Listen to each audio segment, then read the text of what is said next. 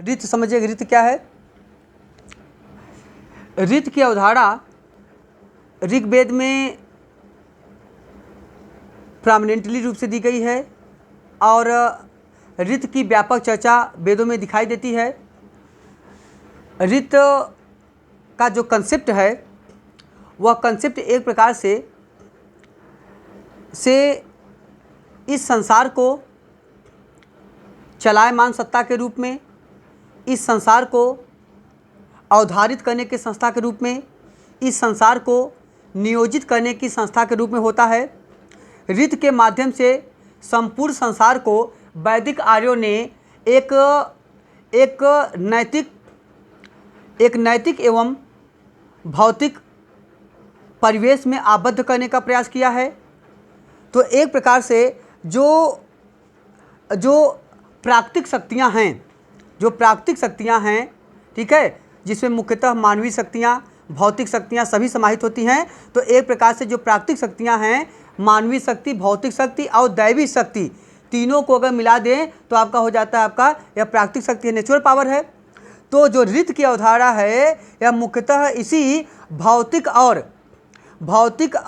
और दैवी दोनों सत्ताओं को सम्मिलित करके और उसके माध्यम से संसार को नियोजित किया गया है, संसार को अवधारित किया गया है, संसार की अवधारणा को स्पष्ट करने का प्रयास किया गया है। तो ऋत एक प्रकार से संसार को चलाने की, संसार को आगे बढ़ाने की, संसार को नियोजित करने की, ठीक है, और संसार के निरंतरता के प्रतीक के रूप में, संसार की निरंतरता की प्रतीक के रूप में एक आंतरिक शक्ति के रूप में, एक इटर्नल वैल्यूज और इटर्नल पावर के रूप में इसका वर्णन किया गया है। तो इसे हम कहते हैं ऋत। ऋत एक प्रकार से सत्य और अविनाशी सत्ता है, समझिएगा। ऋत एक प्रकार की सत्य एवं अविनाशी सत्ता है, सत्य एवं अविनाशी सत्ता है।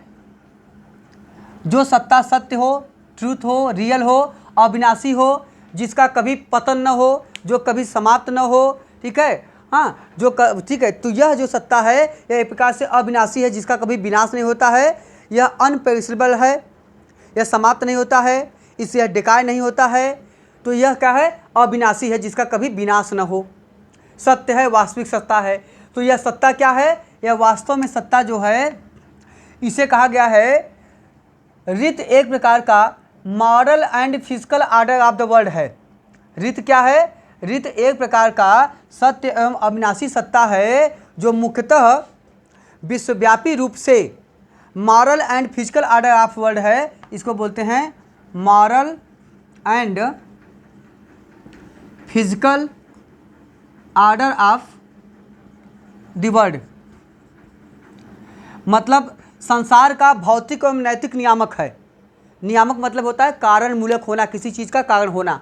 तो मतलब हो गया कि यह क्या है, यह एक प्रकार से ऋत जो है विश्वव्यापी दृष्टि से या विश्वव्यापी रूप से भौतिक एवं नैतिक नियमों का एक नियामक है। जो संसार में भौतिक नियम हैं, जो फिजिकल वर्ल्ड है, जो वर्ल्डली अफेयर्स हैं, जो सांसारिक जीवन है, इसको चलाने के लिए जो नैतिक नियम चाहिए, जो मानवतावादी दृष्टिकोण चाहिए, जो प्राकृतिक दृष्टिकोण चाहिए, ठीक है, तो जो मॉरलिटी चाहिए, इनका क्या है, यह कौन थे, यह चलाने के लिए जो जरूरी होता है, यह दोनों को समाहित करके कहा गया यह ऋत है। तो ऋत एक प्रकार की सत्य एवं अविनाशी सत्ता है। जो किसकी सत्ता है, यह सत्ता है वरुण देवता की। इसीलिए भगवान वरुण को ऋतस्य गोप्ता कहा गया है। ऋत का संरक्षक कौन है, वरुण देवता कहा गया है वरुण को, और वरुण की उपाधि है ऋतस्य गुप्ता।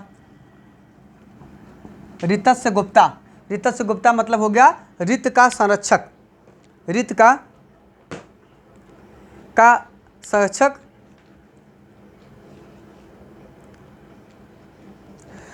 और वरुण की तुलना, याद रखिएगा, वरुण की तुलना जेंद अवस्था में, वरुण की तुलना जेंद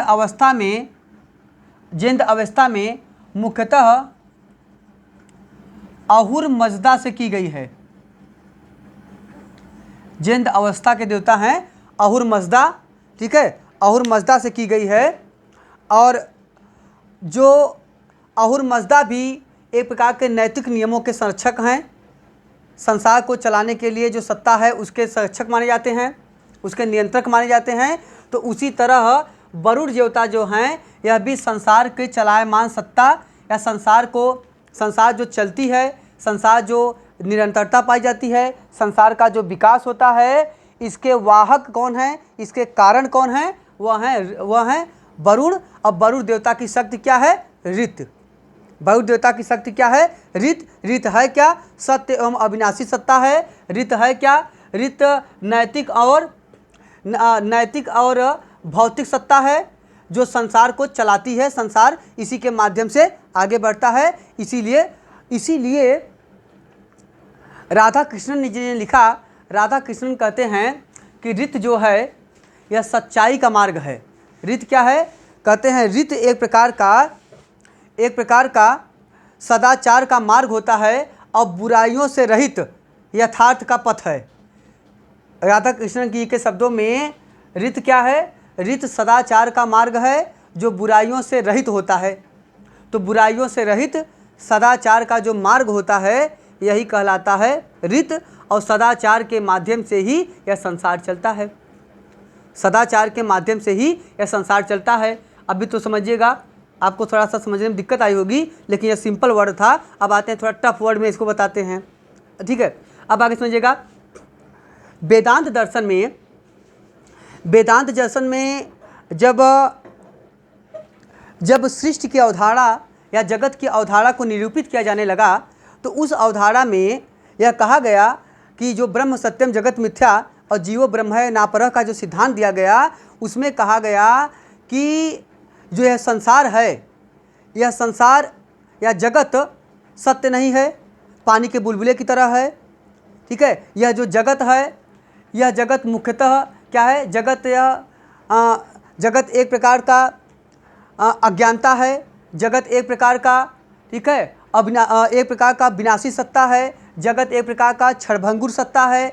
हाँ, तो जगत को कई रिसेम्बल्स के साथ, कई सिंबल्स के साथ, हाँ, इसको नियोजित करके इसकी क्षणभंगुरता और इसके शॉर्ट टर्म लाइफ को दर्शाने का प्रयास किया गया है।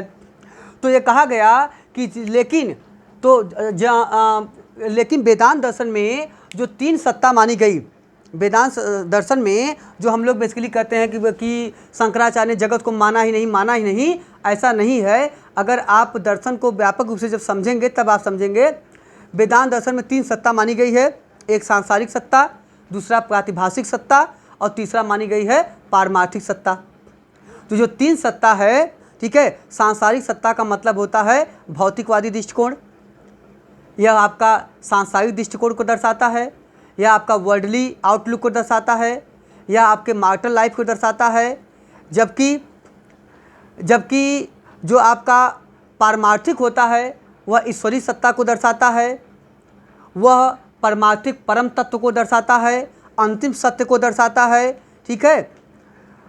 और तीसरा जो प्रातिभाषिक होता है उसका मतलब होता है कि वह सत्ता, जो सत्ता सही न हो या अगर किसी वास्तविक वस्तु को किसी दूसरी अवास्तविक वस्तु के द्वारा ढक दिया जाए, तो जो वास्तविक वस्तु में आपको अवास्तविक वस्तु की प्रतीत होती है, जो दिखाई देती है, वही आपका होती है प्रतिभाषिक सत्ता। अब मतलब समझिएगा, शंकराचार्य कहते हैं कि की पारमार्थिक दृष्टि से अगर एकमात्र इटर्नल वैल्यूज़ को देखा जाए, अगर एक परम तत्व को दृष्टि से देखा जाए, जिसे कि वर्तमान इतिहास में, वर्तमान science basically big bang theory में जिसे गॉड पार्टिकल्स के नाम से जाना जाता है, वह है परम तत्व, जो अंतिम तत्व है जिसे कहते हैं गॉड पार्टिकल्स, जो बिग बैंग थियरी आपका जॉर्ज लेमेंटियर का है।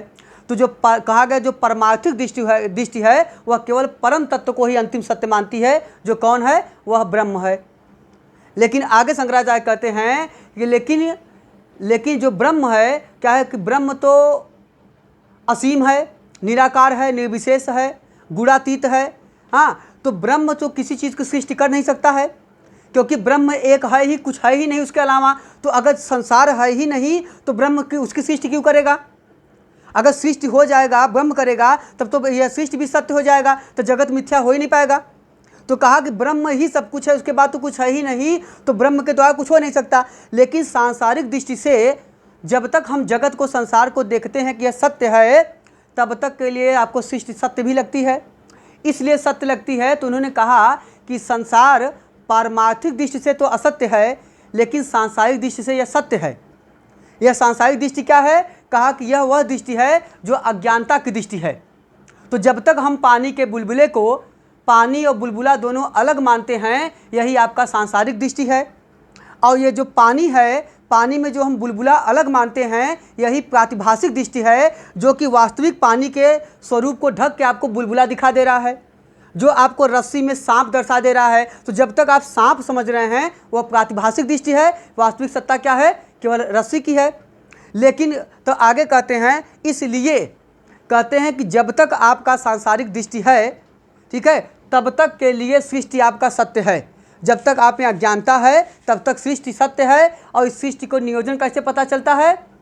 कहते हैं कि जो ईश्वर है, क्योंकि ब्रह्म तो कुछ बनाता नहीं है, ईश्वर क्या है? ब्रह्म का सांसारिक स्वरूप है। ईश्वर क्या है? ब्रह्म का सांसारिक स्वरूप है, जो अज्ञानता का प्रतिबिंबन करता है। तो कहते हैं कि जब तक हम ईश्वर में, ईश्वर के प्रतिबिंब, जब तक हम ब्रह्म के प्रतिबिंब के रूप में ईश्वर को अलग से देखते हैं, तो वही जानिए ईश्वर अपनी शक्ति, कौन सी शक्ति है उसकी? माया।